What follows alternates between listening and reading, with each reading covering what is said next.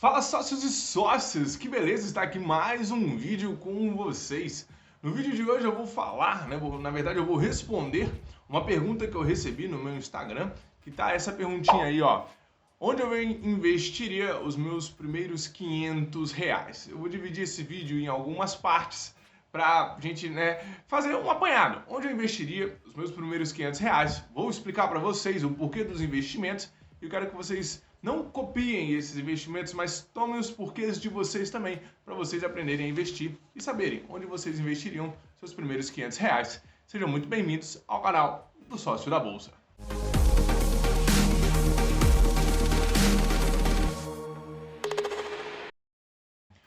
Pois bem, eu sou o Hugo Marinho e esse é o canal Sócio da Bolsa. Se você é novo ou nova por aqui, faça sua inscrição, ative o sininho das notificações, deixa like, deixa comentário, compartilhe com os amigos e com as amigas porque tem muito conteúdo maneiro por aqui.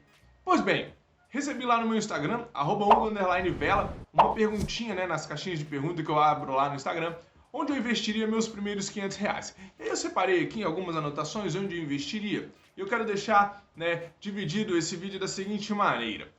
Suponhamos que eu vou começar os investimentos zerolado, eu não sei nada de investimentos, tenho R$ 500 e vou começar. Tem aquela clássica, Primeira coisa, investir em conhecimento. Ah, mas Hugo, eu já vi alguns vídeos no YouTube, já tenho conhecimento, já abri conta numa corretora e tudo mais, já dá para eu iniciar algumas coisinhas. Beleza, onde que faria os investimentos? Primeiro, eu optaria por segurança. Como assim segurança? Fazer um investimento em renda fixa, num ativo seguro, que me desse uma certa rentabilidade aí, para crescer meus investimentos. Então, eu faria investimento no Tesouro Selic, a fim de iniciar a minha reserva de emergência, suponhamos também que eu não tenha reserva de emergência, a fim de iniciar minha reserva de emergência. O Tesouro Selic é uma ótima opção, investe no governo federal, então tem segurança, é o ativo mais seguro do Brasil, tem a rentabilidade da Selic, beleza? Que é a taxa básica de juros do Brasil, tem liquidez diária, então um ótimo ativo para a segurança, para montar a sua reserva de emergência, tá certo? Outro ativo que eu colocaria também, seria aí da renda fixa, se fosse colocar um pouco mais na renda fixa, seria num ativo um pouco mais prolongado aí, de uns 2, 3 anos, pegaria uma LCI, tá certo? Porque ele isenta de imposto de renda, vai ter um prazo bem bacana aí, uma LCI para render num médio prazo aí, 2 anos na verdade, até um curto prazo também, visando algum objetivo mais na frente, colocaria uma quantidade lá, uma fatia nessa LCI também. Depois eu partiria para a renda variável, Quais ativos da renda variável? Eu dividiria uma parte em fundos imobiliários e outra parte em ações. Em fundos imobiliários, tá certo? Eu colocaria em fundos dos setores mais perenes, dos fundos imobiliários, que são os setores de shoppings, galpões logísticos e lajes corporativas. Não pegaria muitos fundos imobiliários que são mais agressivos, beleza? Que tem uma rentabilidade maior e tem um risco maior. Pegaria os fundos mais clássicos mesmo, porque a gente está começando a investir, é um pensamento de quem está começando a investir, está entrando nesse mundo aí da renda variável, tá certo? Para sentir como que o mercado funciona, como que vem a rentabilidade, como que vem o retorno desse capital nos fundos imobiliários. Então, eu faria uma pequena parte do capital em fundos imobiliários.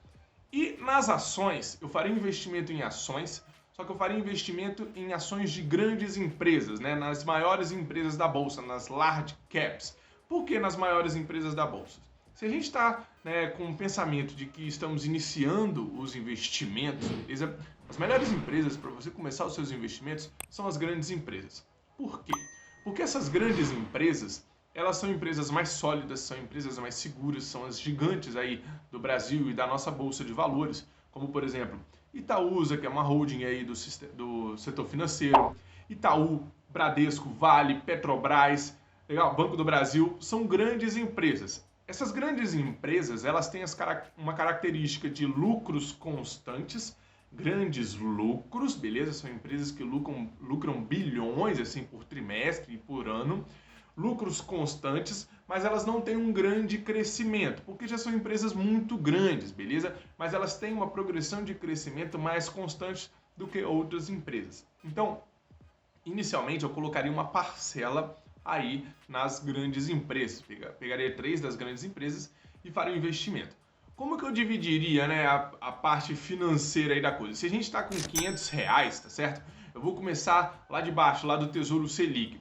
Eu colocaria para segurança aí, pelo menos para começar, uns R$ 200 no Tesouro Selic, tá certo? Ah, sobraria 300 para LCI, para o fundo imobiliário e para as ações. Não, beleza.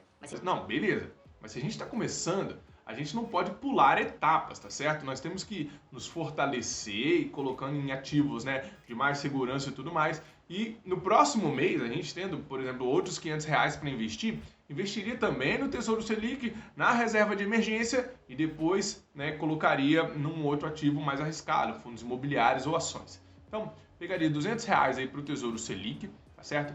A LCI, por ser uma LCI mais prolongada, ela vai ter um mínimo de investimento. Dependendo do valor da LCI, vamos colocar R$ 100 na LCI, beleza? Então nós temos ainda R$ 200 para colocar em fundos imobiliários e ações. Eu dividiria da seguinte maneira, tá certo? R$ 100 para fundos imobiliários, R$ 100 para ações. Dependendo do valor do fundo imobiliário, você consegue comprar uma ou duas cotas, tá certo? Tem fundos imobiliários aí custando 20, R$ 10. Tem fundos imobiliários custando 80, custando R$ 100, tá bem? E aí a gente só conseguiria comprar uma cota. Não tem nenhum problema nisso daí. Nas ações, tem algumas ações das grandes empresas, né? Que estão a menos de R$ 20, que dá para fazer um bom investimento nelas. Então colocaria, distribuiria nessas empresas aí. Essas grandes empresas, junto com os fundos imobiliários, trariam a nossa carteira, né, um bom retorno. Então elas têm uma característica de bons pagadores de dividendos, assim como os fundos imobiliários. Então eu dividiria dessa forma, se estivesse iniciando ali do zero ao lado mesmo, tá certo? Agora, vamos pensar na seguinte situação, que você já tem a sua reserva de emergência já um pouco encaminhada ali, ou no seu CDB de liquidez diária, ou no Tesouro Selic, a sua reserva de emergência caminhando, e aí você quer investir esses R$ 500 somente em ações. Então, uma outra partezinha agora é, onde que eu colocaria os R$ 500 se eu pensasse somente em ações, tá certo? Quando a gente fala de ações, nós temos diversos setores, nós temos diversos tamanhos de empresas, e quando você está iniciando, é melhor começar pelas empresas mais seguras, tá certo? Como eu já falei anteriormente, você começa pelas grandes empresas, porque são mais seguras, variam menos, são boas pagadores de dividendos, lucros constantes e tudo mais. Tá bem, mas dentre esses R$ 500, se a gente fosse dividir só em ações, não colocaria tudo somente nas empresas, né, mais seguras. Eu colocaria também em algumas empresas menores, que elas apresentam um risco maior, porém apresentam um potencial de crescimento maior, tá certo? E quais empresas seriam essas? São as empresas menores da bolsa, chamadas aí de small caps, tá certo? Os melhores, não menores empresas da bolsa, mas pequenas empresas que têm um potencial de crescimento maior. Então, eu colocaria uma parte aí nessas empresas, beleza? Outra parte eu colocaria em médias empresas, tá legal? E outra parte eu colocaria nas grandes empresas, que elas vão ter um lucro constante e ter um bom retorno, elas terão um bom retorno nos dividendos. As pequenas empresas têm características de serem menos, não serem boas pagadores de dividendos, não significa que não são boas empresas, tá certo? Mas elas pegam o seu lucro para investir nela própria, beleza? E o fato dela investir nela própria vai fazer com que ela cresça um pouco mais. A gente faz alguma comparação de empresas até do mesmo setor, tá certo?